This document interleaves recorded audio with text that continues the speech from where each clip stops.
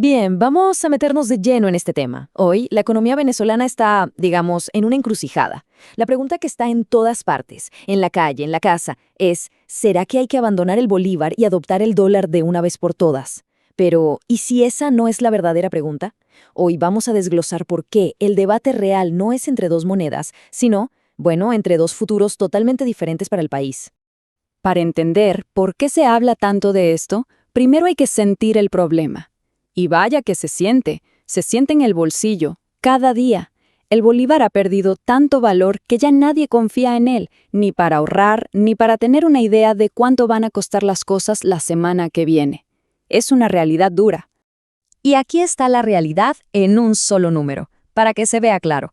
Solo en el primer trimestre de 2026, el bolívar perdió un 36% de su valor. Ojo, esto no es solo una estadística fría, es el poder de compra, los salarios, los ahorros de la gente haciéndose humo. Miren, para que nos hagamos una idea de lo que esto significa en el día a día, es como si a principios de mes un sueldo comprara, digamos, 5 productos básicos. Bueno, al final de ese mismo mes, solo alcanza para 4. Así de brutal. Eso es una pérdida del 20% del poder de compra en apenas 30 días. Con este panorama, es normal que la gente busque un refugio. Y claro, ese refugio, la solución que a muchos les parece la más lógica, la más inmediata, es la dolarización oficial. El razonamiento es simple. Si nuestra moneda falló, pues ¿por qué no adoptar una que sí funcione? Es una idea que tiene muchísima fuerza, y es fácil entender el porqué. Ahora, aquí hay una diferencia clave que tenemos que entender. Una cosa es la dolarización de facto, que es lo que ya se vive en Venezuela. O sea, en la práctica, un montón de precios, ahorros y transacciones ya se piensan en dólares. Pero una dolarización formal, eso es otra historia. Implica que el dólar se convierta en la única moneda legal, que reemplace por completo al bolívar. Y ese paso, créanme, no es tan sencillo como firmar un papel. ¿Qué se necesitaría para hacer eso? Bueno, una dolarización oficial se construye sobre 3 pilares gigantes. Primero, el Banco Central tendría que tener suficientes dólares en sus reservas para comprar cada uno de los bolívares que andan circulando. Segundo, habría que crear un andamiaje de leyes nuevas para que todo, sueldos, impuestos, contratos, todo se haga en dólares. Y tercero, y este es el punto más difícil, un ajuste fiscal extremo. ¿Por qué? Porque el gobierno ya no podría imprimir dinero para pagar sus cuentas. Se le acaba esa opción, lo que lo obliga a ser increíblemente disciplinado con el gasto. Y aquí es donde el análisis se pone más interesante. Porque la estabilidad que ofrece el dólar tiene un costo oculto, una especie de trampa. Y el costo es altísimo. Renunciar por completo a tener una política monetaria propia. Es literalmente entregarle las llaves de la economía a otro. Esta imagen lo explica perfecto. Es como una balanza. De un lado ganas estabilidad de inmediato. La inflación se frena en seco. Genial. Pero del otro lado, pierdes competitividad. ¿Qué significa eso? Que un país dolarizado no puede devaluar su moneda para, por ejemplo, hacer que sus productos de exportación sean más baratos y vender más. Tampoco tiene herramientas para suavizar los golpes de una crisis económica mundial. Queda totalmente a merced de lo que decida la Reserva Federal de Estados Unidos, que lógicamente va a pensar en la economía de Estados Unidos, no en la de Venezuela. Veamos 2 casos reales de esta balanza. Ecuador dolarizó en el año 2000, en medio de una crisis terrible, y sí, logró frenar la hiperinflación. Hoy en día, la gente apoya mayoritariamente el dólar.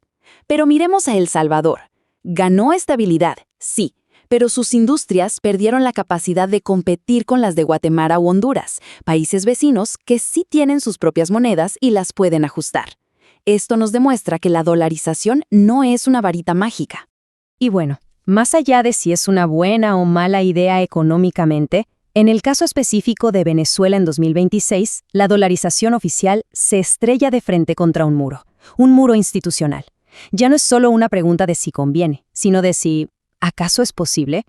Ese muro tiene 2 partes. Por un lado está el bloqueo legal. El artículo 318 de la Constitución dice clarito que el bolívar es la unidad monetaria. Para cambiar eso se necesita una reforma constitucional, casi nada. Y por otro lado está el bloqueo geopolítico.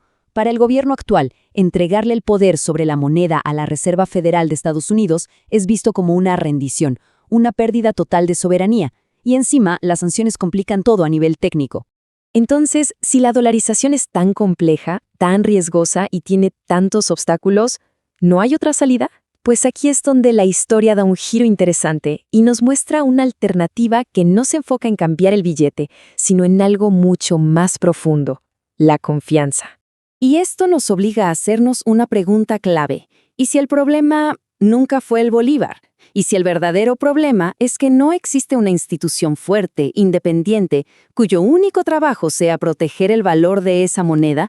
Para explorar esa idea, vamos a hacer un ejercicio. Imaginemos un país con una inestabilidad política tremenda, un país que ha tenido 15 presidentes en unas pocas décadas, crisis, cambios de gobierno, de todo. Lo lógico sería pensar que su economía es un desastre total, ¿no? Pues sorpresivamente no. Ese mismo país, a pesar de todo ese caos político, tiene una de las monedas más estables y una de las economías más sólidas de toda América Latina. ¿Cuál es el secreto? Es el modelo de Perú. Perú logró algo increíble. Divorció su economía de su política. ¿Cómo? Con una institución sagrada, un banco central de reserva totalmente autónomo, blindado de las presiones de los políticos de turno y con un solo objetivo: la estabilidad. Esto prueba que la estabilidad no viene de una moneda extranjera, sino de instituciones fuertes y creíbles. Y esto nos trae de vuelta al principio, pero ahora vemos las cosas de otra manera. La verdadera decisión que tiene que tomar Venezuela no es la que se discute en la superficie. El punto central es este: la verdadera elección no es entre el bolívar y el dólar.